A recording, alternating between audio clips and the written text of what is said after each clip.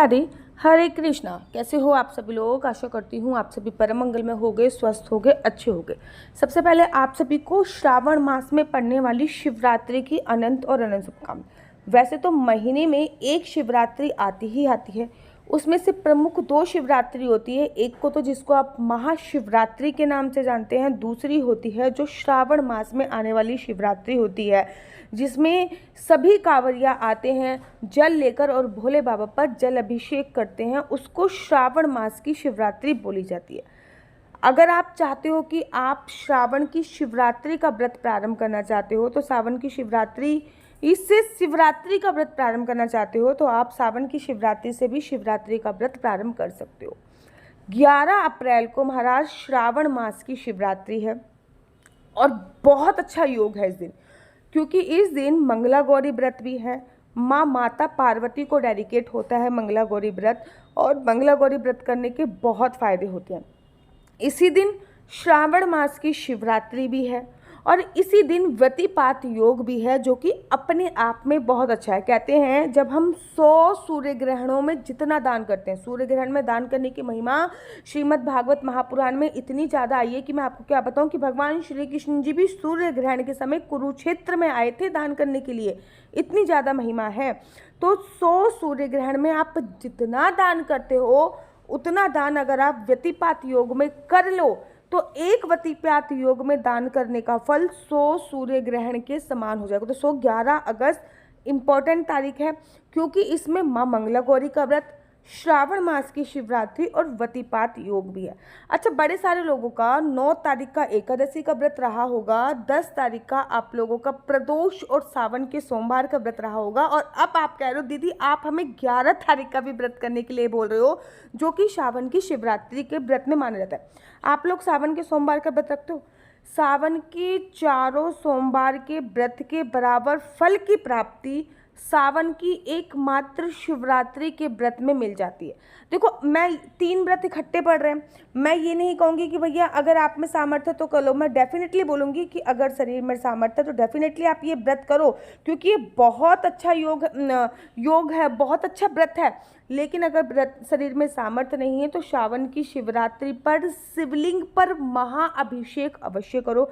जैसे महाशिवरात्रि पर 4 पहर की पूजा का प्रावधान होता है, वैसे ही श्रावण की शिवरात्रि पर भी 4 पहर की पूजा का प्रावधान बहुत प्रमुख है। और मैं हमेशा बोलती हूँ, शिवरात्रि पर शिवरात्रि, ऐसी रात्रि जो भगवान शिव को समर्पित होती है, ऐसी रात्रि जिसमें रात नहीं होती है।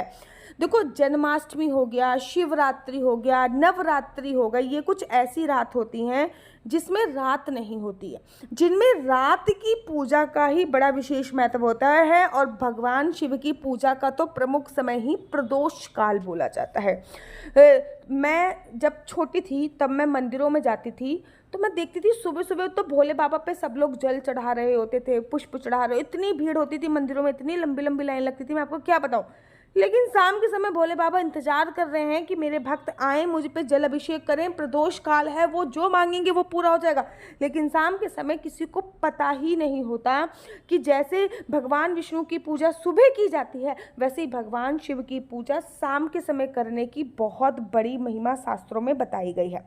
पहले मैं आपको 4 पहर की पूजा का टाइम बता देती हूँ। एक बात मैं आपको और भी बता दूँ, 11 अगस्त को पूरे दिन भद्रा का साया है, और भद्रा पृथ्वी लोक पर ही है। आप ये मत बोलिएगा उसकी पूंछ है, उसकी मुख है, बस खत्म कहानी, भद्रा पृथ्वी लोक पर है। लेकिन भगवान शिव की पूजा भद्रा काल में कर लेनी चाहिए, कोई भी दोष नहीं लगता, इस बात का ध्यान आपको रखना है। पहले मैं 4 पहर की पूजा का टाइम बता रही हूँ। 11 तारीख को पहला प्रथम पहर जो होता है वो 9:30 बजे, 6:30 बजे से लेकर 9 बजे तक है।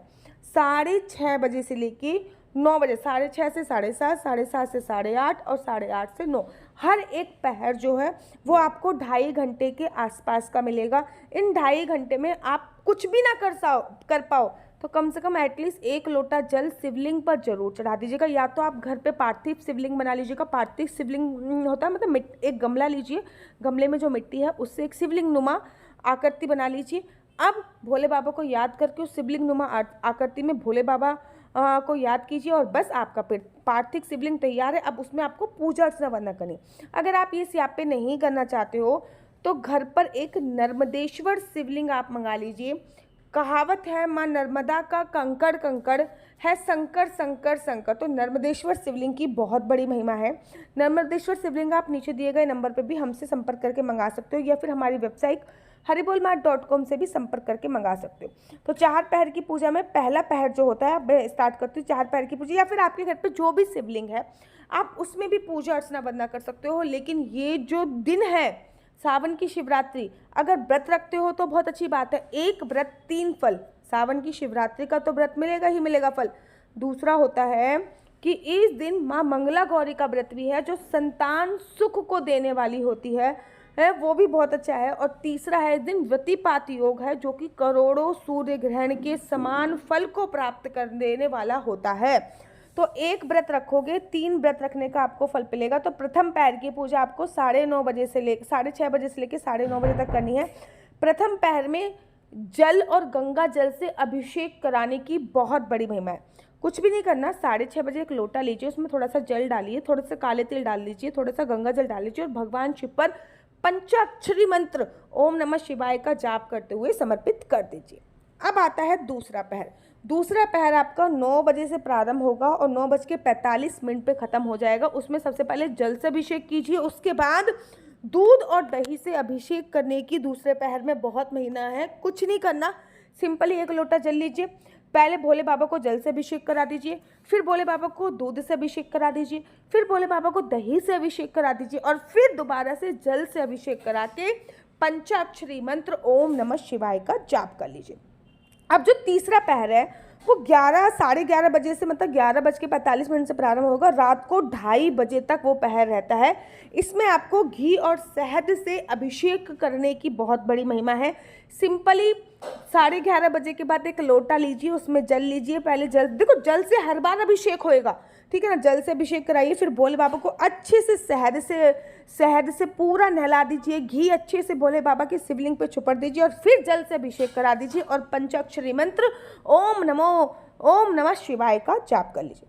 अब चौथा पहर जो होता है वो सुबह सुबह मतलब 2:30 बजे के आसपास से प्रारंभ होता है, 5:30 और 5 बजे तक खत्म हो जाता है और इसमें पंचामृत से अभिषेक और अंत में जल से अभिषेक कराने की बहुत बड़ी महिमा होता है। क्या करना है, पहले तो जल से अभिषेक कीजिए, उसके बाद पंचामृत से अभिषेक कीजिए, उसके बाद फिर जल से अभिषेक कीजिए और भगवान शिव की आरती करके अंतिम पहर की पूजा खत्म हो जाती है। कहते हैं कि जब भी आप अभिषेक करो उसके बाद बेलपत्र हो गया, अक्षत हो गया, फूल हो गया, जरूर चढ़ाएं और धूप दीप। और मैं तो ये कहती हूँ अखंड जोत जला के शिवलिंग के पास ही रख दो ना, बात खत्म। बार बार जोत जलाने की जरूरत क्या है, बार बार जोत केवल अखंड आरती के लिए जलाओ, ठीक है। बार बार जोत जले, एक अखंड जोत जलाकर भगवान शिव के सामने ही रख दो। और अगर बेलपत्र इतने सारे अवेलेबल ना हो तो जो बेलपत्र प्रथम पहर में चढ़ाया है वही बेलपत्र दोबारा भी चढ़ा सकते हैं और अपनी मनोकामना विशेष मांगी। मेरा नंबर आपको नीचे स्क्रीन पर दिख रहा होगा, मेरा नंबर है 492-20-25-65। आपका बच्चा जॉब करेगा या बिजनेस करेगा, बिजनेस करेगा तो किस फील्ड में बिजनेस करेगा, जॉब करेगा तो किस सेक्टर में जॉब करेगा, क्या है उसका लकी कलर, क्या है उसका लकी रंग, ये क्या कुंडली में राजयोग है या नहीं, कुंडली में संतान प्राप्ति का योग है या नहीं, किस फील्ड में करियर बनानी चाहिए, ये सभी जानकारी आप में से कुंडली के माध्यम से प्राप्त कर सकते हैं। याद रखिए कुंडली देखना बिल्कुल भी फ्री नहीं है, कुंडली देखने के थोड़े से चार्जेस हैं और इस नंबर पे मुझसे किसी भी प्रकार से कोई भी क्वेश्चन आंसर पूछने के लिए फ़ोन मत कीजिएगा क्योंकि ये नंबर केवल और केवल मैंने कुंडली दिखाने के लिए दिया हुआ है। राधे राधे, हरे कृष्णा। तो यहाँ पे हम आप लोगों के लिए लेके आए हैं असली तुलसी माला। विभिन्न प्रकार की हमारे पास असली तुलसी माला है। 30 रुपये से प्रारंभ होकर हमारे पास 1100 रुपये तक की तुलसी माला है। जप माला है, गले में पहनने वाली तुलसी माला है, 1 राउंड की तुलसी माला है, 2 राउंड की तुलसी माला है, 10 साल तक चलने वाली तुलसी माला है और डबल राउंड की तुलसी माला है, 3 राउंड की तुलसी माला है, गांठ वाली जपने वाली माला है, बिना गांठ की जपने वाली माला है, राधा नाम के लॉकेट वाली माला है और लैब सर्टिफिकेट द्वारा प्रमाणित तुलसी माला है जिसमें हम आपको लैब का सर्टिफिकेट देंगे कि ये असली है या नकली है। बहुत सारी तुलसी मालाएं हम आपके लिए लेके आए हैं। न केवल हम आपके लिए तुलसी माला का कलेक्शन लेके आए हैं अपितु लड्डू गोपाल की असली तुलसी माला जिस पे राधा नाम का लॉकेट है, लड्डू गोपाल के लिए वैजयंती माला, लड्डू गोपाल के लिए चंदन माला भी हम लोगों के लिए लेके आए हैं।